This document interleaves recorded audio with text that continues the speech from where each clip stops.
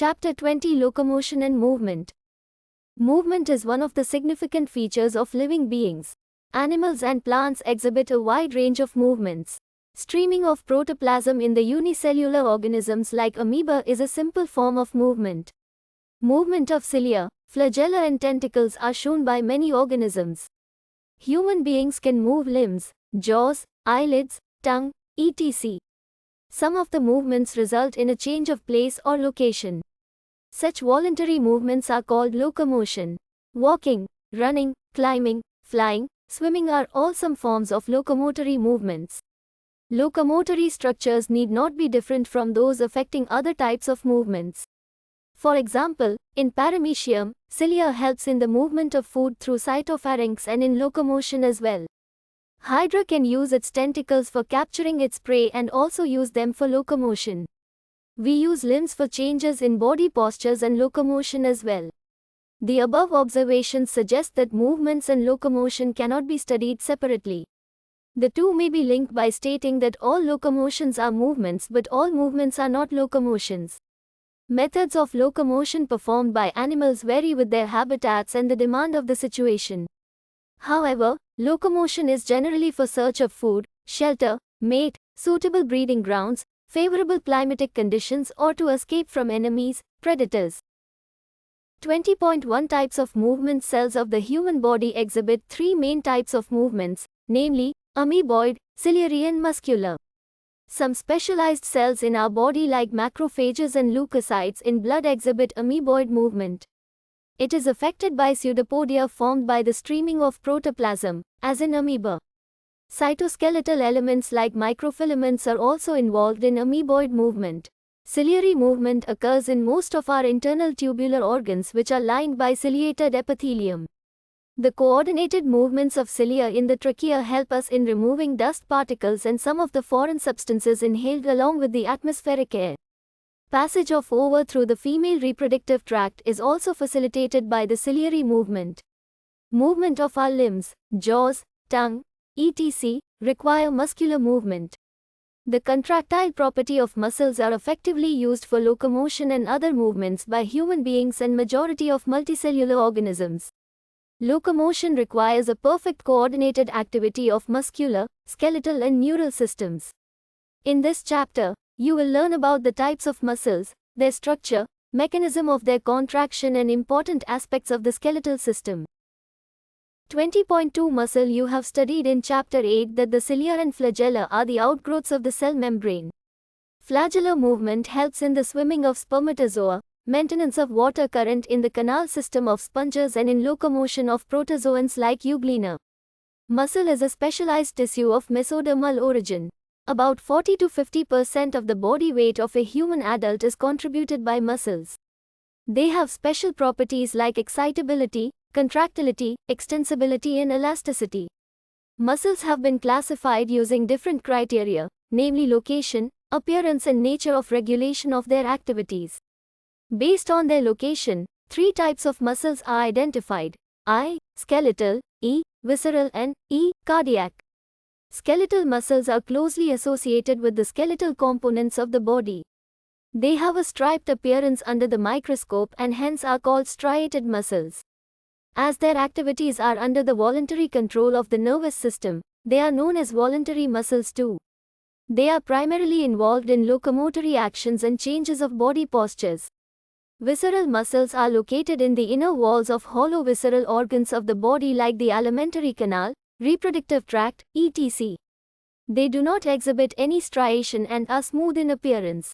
Hence, they are called smooth muscles, non-striated muscle. Their activities are not under the voluntary control of the nervous system and are therefore known as involuntary muscles. They assist, for example, in the transportation of food through the digestive tract and gametes through the genital tract. As the name suggests, cardiac muscles are the muscles of heart. Many cardiac muscle cells assemble in a branching pattern to form a cardiac muscle. Based on appearance, cardiac muscles are striated. They are involuntary in nature as the nervous system does not control their activities directly. Let us examine a skeletal muscle in detail to understand the structure and mechanism of contraction. Each organized skeletal muscle in our body is made of a number of muscle bundles or fascicles held together by a common collagenous connective tissue layer called fascia. Each muscle bundle contains a number of muscle fibers, figure 20.1. Each muscle fiber is lined by the plasma membrane called sarcolemma enclosing the sarcoplasm. Muscle fiber is a syncytium as the sarcoplasm contains many nuclei. The endoplasmic reticulum, i.e., sarcoplasmic reticulum of the muscle fibers is the storehouse of calcium ions. A characteristic feature of the muscle fiber is the presence of a large number of parallelly arranged filaments in the sarcoplasm called myofilaments or myofibrils. Each myofibril has alternate dark and light bands on it. A detailed study of the myofibril has established that the striated appearance is due to the distribution pattern of two important proteins, actin and myosin. The light bands contain actin and is called I band or isotropic band, whereas the dark band called A or anisotropic band contains myosin. Both the proteins are arranged as rod-like structures, parallel to each other and also to the longitudinal axis of the myofibrils. Actin filaments are thinner as compared to the myosin filaments, hence are commonly called thin and thick filaments respectively. In the center of each I band is an elastic fiber called Z line which bisects it. The thin filaments are firmly attached to the Z line. The thick filaments in the A band are also held together in the middle of this band by a thin fibrous membrane called M line. The A and I bands are arranged alternately throughout the length of the myofibrils. The portion of the myofibril between two successive Z lines is considered as the functional unit of contraction and is called a sarcomere, figure 20.2. In a resting state, the edges of thin filaments on either side of the thick filaments partially overlap the free ends of the thick filaments, leaving the central part of the thick filaments. This central part of thick filament, not overlapped by thin filaments, is called the H zone. 20.2.1 Structure of contractile proteins. Each actin, thin, filament is made of two F filamentous actins helically wound to each other. Each F actin is a polymer of monomeric G globular actins. Two filaments of another protein, tropomyosin, also run close to the F actins throughout its length. A complex protein troponin is distributed at regular intervals on the tropomyosin. In the resting state, a subunit of troponin masks the active binding sites for myosin on the actin filaments, figure 20.3a. Each myosin, thick, filament is also a polymerized protein. Many monomeric proteins called meromyosins, figure 20.3b, constitute one thick filament. Each meromyosin has two important parts, a globular head with a short arm and a tail, the former being called the heavy meromyosin, hum, and the latter, the light meromyosin, LMM. The hum component, i.e., the head and short arm, projects outwards at regular distance and angle from each other from the surface of a polymerized myosin filament and is known as cross arm. The globular head is an active ATPase enzyme and has binding sites for ATP and active sites for actin. 20.2.2 Mechanism of muscle contraction. Mechanism of muscle contraction is best explained by the sliding filament theory, which states that contraction of a muscle fiber takes place by the sliding of the thin filaments over the thick filaments. Muscle contraction is initiated by a signal sent by the central nervous system, CNS, via a motor neuron. A motor neuron along with the muscle fibers connected to it constitute a motor unit.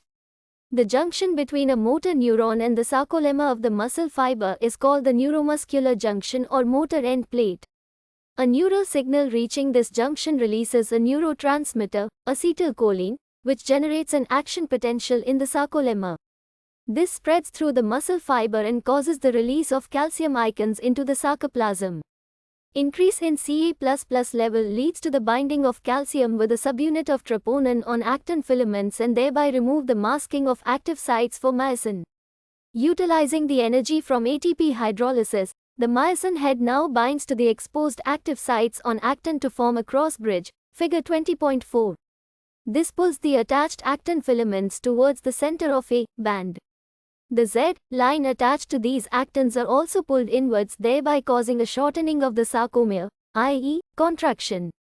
It is clear from the above steps that during shortening of the muscle, i.e., contraction, the I bands get reduced, whereas they A. Bands retain the length, figure 20.5. The myosin, releasing the ADP and P1 goes back to its relaxed state. A new ATP binds and the cross bridge is broken, figure 20.4. The ATP is again hydrolyzed by the myosin head and the cycle of cross bridge formation and breakage is repeated, causing further sliding. The process continues till the Ca++ ions are pumped back to the sarcoplasmic cisternae, resulting in the masking of actin filaments. This causes the return of Z lines back to their original position, i.e., relaxation. The reaction time of the fibers can vary in different muscles. Repeated activation of the muscles can lead to the accumulation of lactic acid due to anaerobic breakdown of glycogen in them, causing fatigue. Muscle contains a red-colored oxygen-storing pigment called myoglobin.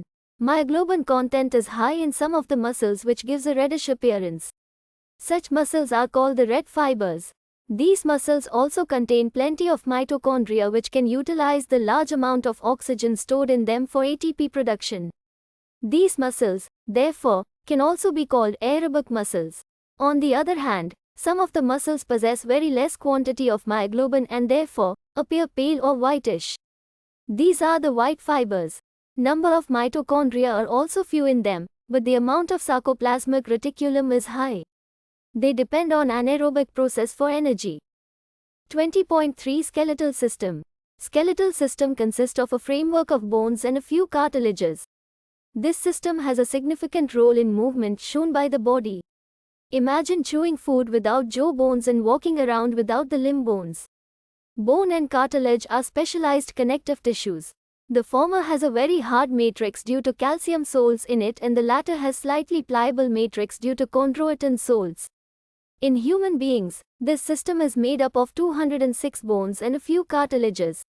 It is grouped into two principal divisions, the axial and the appendicular skeleton. Axial skeleton comprises 80 bones distributed along the main axis of the body. The skull, vertebral column, sternum and ribs constitute axial skeleton. The skull, figure 20.6, is composed of two sets of bones, cranial and facial, that totals to 22 bones. Cranial bones are 8 in number. They form the hard protective outer covering, cranium for the brain. The facial region is made up of 14 skeletal elements which form the front part of the skull. A single U-shaped bone called echioid is present at the base of the buccal cavity, and it is also included in the skull. Each middle ear contains 3 tiny bones, malleus, incus and stapes, collectively called ear-ossicles. The skull region articulates with the superior region of the vertebral column with the help of 2 occipital condyles, dicondylic skull. Our vertebral column, figure 20.7, is formed by 26 serially arranged units called vertebrae and is dorsally placed. It extends from the base of the skull and constitutes the main framework of the trunk. Each vertebra has a central hollow portion, neural canal, through which the spinal cord passes. First vertebra is the atlas and it articulates with the occipital condyles. The vertebral column is differentiated into cervical, 7, thoracic, 12, lumbar, 5, sacral, 1 fused, and coccygeal, 1 fused, regions starting from the skull. The number of cervical vertebrae are 7 in almost all mammals including human beings. The vertebral column protects the spinal cord, supports the head and serves as the point of attachment for the ribs and musculature of the back. Sternum is a flat bone on the ventral midline of thorax. There are 12 pairs of ribs. Each rib is a thin flat bone connected dorsally to the vertebral column and ventrally to the sternum. It has 2 articulation surfaces on its dorsal end and is hence called bicephalic. First 7 pairs of ribs are called true ribs. Dorsally, they are attached to the thoracic vertebrae and ventrally connected to the sternum with the help of hyaline cartilage. The 8th, 9th and 10th pairs of ribs do not articulate directly with the sternum but join the 7th rib with the help of hyaline cartilage. These are called vertebracondylar, false ribs. Last 2 pairs, 11th and 12th, of ribs are not connected ventrally and are therefore called floating ribs. Thoracic vertebrae, ribs and sternum together form the rib cage, figure 20.8. The bones of the limbs along with their girdles constitute the appendicular skeleton. Each limb is made of 30 bones. The bones of the hand, forelimb, are humerus, radius and ulnar, carpals, wrist bones 8 in number, metacarpals, palm bones 5 in number, and phalanges, digits 14 in number, figure 20.9. Femur, thigh bone the longest bone, tibia and fibula, tarsals, ankle bones 7 in number, metatarsals, 5 in number, and phalanges, digits 14 in number, are the bones of the legs, hind limb, figure 20.10. A cup-shaped bone called patella cover the knee ventrally, kneecap. Pectoral and pelvic girdle bones help in the articulation of the upper and the lower limbs respectively with the axial skeleton. Each girdle is formed of two halves. Each half of pectoral girdle consists of a clavicle and a scapula, figure 20.9. Scapula is a large triangular flat bone situated in the dorsal part of the thorax between the second and the seventh ribs. The dorsal, flat, triangular body of scapula has a slightly elevated ridge called the spine which projects as a flat, expanded process called the acromion. The clavicle articulates with this. Below the acromion is a depression called the glenoid cavity which articulates with the head of the humerus to form the shoulder joint. Each clavicle is a long slender bone with two curvatures. This bone is commonly called the collar bone. Pelvic girdle consists of two coxal bones, figure 20.10. Each coxal bone is formed by the fusion of three bones ilium, ischium and pubis. At the point of fusion of the above bones is a cavity called acetabulum to which the thigh bone articulates. The two halves of the pelvic girdle meet ventrally to form the pubic symphysis containing fibrous cartilage. 20.4 Joints. Joints are essential for all types of movements involving the bony parts of the body. Locomotory movements are no exception to this. Joints are points of contact between bones, or between bones and cartilages. Force generated by the muscles is used to carry out movement through joints, where the joint acts as a fulcrum. The movability at these joints vary depending on different factors. Joints have been classified into three major structural forms, namely, fibrous, cartilaginous and synovial. Fibrous joints do not allow any movement. This type of joint is shown by the flat skull bones which fuse end to end with the help of dense fibrous connective tissues in the form of sutures, to form the cranium. In cartilaginous joints, the bones involved are joined together with the help of cartilages. The joint between the adjacent vertebrae in the vertebral column is of this pattern and it permits limited movements. Synovial joints are characterized by the presence of a fluid-filled synovial cavity between the articulating surfaces of the two bones. Such an arrangement allows considerable movement. These joints help in locomotion and many other movements. Ball and socket joint, between humerus and pectoral girdle, hinge joint, knee joint, pivot joint, between atlas and axis, gliding joint, between the carpals, and saddle joint, between carpal and metacarpal of thumb, are some examples. 20.5 Disorders of muscular and skeletal system. Myasthenia gravis, autoimmune disorder affecting neuromuscular junction leading to fatigue, weakening and paralysis of skeletal muscle. Muscular dystrophy, progressive degeneration of skeletal muscle mostly due to genetic disorder. Tetany, rapid spasms, wild contractions, in muscle due to low Ca++ in body fluid. Arthritis, inflammation of joints. Osteoporosis, age-related disorder characterized by decreased bone mass and increased chances of fractures. Decreased levels of estrogen is a common cause. Gout, inflammation of joints due to accumulation of uric acid crystals. Summary movement is an essential feature of all living beings. Protoplasmic streaming, ciliary movements, movements of fins, limbs, wings, etc. are some forms exhibited by animals. A voluntary movement which causes the animal to change its place is called locomotion. Animals move generally in search of food, shelter, mate, breeding ground, better climate or to protect themselves. The cells of the human body exhibit amoeboid, ciliary and muscular movements.